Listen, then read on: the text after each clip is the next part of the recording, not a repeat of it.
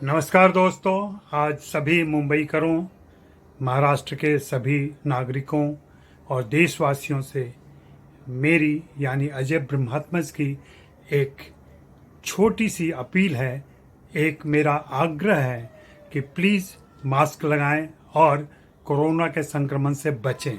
Sanitiser भी इस्तेमाल करें, सोशल डिस्टेंसिंग भी इस्तेमाल करें, लेकिन मास्क लगाते समय ऐसे इसे कान पर लगाएं, इधर कान पे लगाएं, नाक ढकें, मुंह ढकें और पूरा ढंग से अपने को कवर करें। तभी आप कोरोना के संक्रमण से बच सकेंगे। अगर आपने मास्क को ऐसे लगाया है तो यह किसी काम का नहीं है, ऐसे लगाया है तो यह बिल्कुल काम का नहीं है, ऐसे लगाया है तो यह फैशन स्टेटमेंट हो सकता है। प्राय डॉक्टर जब ऑपरेशन करके निकलते हैं तो ऐसे निकालते हैं और फिर मरीज के रिश्तेदारों से बात करते हैं। तो आप क्या मरीज के रिश्तेदारों से बात करने के लिए सड़क पर ऐसे टहल रहे हैं? तो प्लीज़ मास्क लगाते समय ध्यान रखें कि इसको ऐसे लगाना है, मुंह और नाक दोनों ढका रहे, और ये बिल्कुल दिक्कत नहीं होती है, सांस लेने में कोई दिक्कत नहीं होती है। और हाँ, मास्क को नियमित रूप से धोते रहें, साफ करते रहें और बदलते रहें, तभी आप संक्रमण से बच पाएंगे और संक्रमण के जो दूसरा फेज आया है उसके दुष्प्रभाव से भी बचेंगे। अन्यथा आप देख ही रहे हैं देश की क्या स्थिति है और कितनी स्थिति बिगड़ती जा रही है। इस बिगड़ने की स्थिति को और खतरनाक मोड़ तक न ले जाएं। तो प्लीज़ आग्रह है कि मास्क ढंग से लगाएं। जी हाँ, तो आपने देखा ये वीडियो कि मास्क कैसे पहने। जी हाँ, मास्क पहनना बहुत ज़रूरी है और उसको कायदे से पहनना बहुत ज़रूरी है।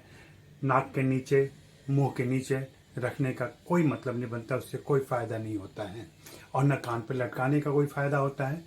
तो उस वीडियो को ध्यान से देख लें, फिर से दोबारा देख लें और मास्क को वैसे ही पहने।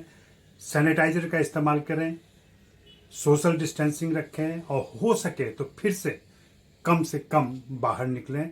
वर्क फ्रॉम होम चल ही रहा है, वर्क फ्रॉम होम करने की कोशिश करें।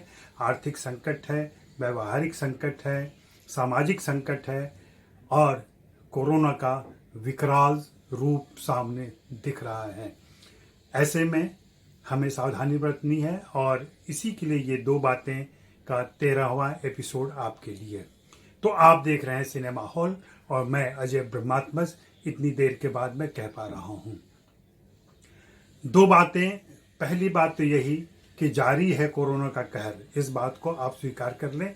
और यह बीच में थोड़े अंतराल के लिए ऐसा लग रहा था कि कोरोना का असर कम हो गया है, अब हम सामान्य ज़िंदगी में लौट जाएंगे। फिल्मों के दृष्टिकोण से कहें, फिल्मों के बाजार के हिसाब से कहें तो ऐसा लग रहा था। थिएटर खुल गए थे, थिएटर अभी भी खुले हुए हैं, लेकिन दर्शक वहाँ से नदारद हैं क्योंकि कहर और ज़्यादा बढ़ गया है। और महाराष्ट्र में तो ऐसा लग रहा है कि हो सकता है कि फिर से लॉकडाउन किया जाए। और सिनेमा घर में जिस तरीके के नियम आ गए हैं, मॉल में जाने के लिए RT-PCR करना होगा, तो वैसे भी दर्शक नहीं जा पा रहे हैं वहाँ पे। तो इस तरह की बहुत सारी दिक्कतें बढ़ रही हैं। शूटिंग जो चल रही थी, शूटिंग रोकी जा रही है क्योंकि लगातार फिल्म स्टार, टेक्नीशियन और कास्ट एंड क्रू के दूसरे मेंबर्स कोरोना के शिकार हो रहे हैं। और अभी आज ही अक्षय कुमार कोरोना ग्रस्त हो गए हैं।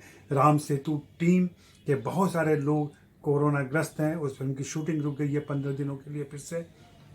तो यह भय लगातार आकार में बड़ा ही होता जा रहा है, इसलिए बेहतर है और इस बात को समझें आप कि कोरोना का कहर अभी तक जारी है और इससे बच के रहने का एक ही उपाय है कि हम सावधानी बरतें और कम से कम इंटरैक्ट करें।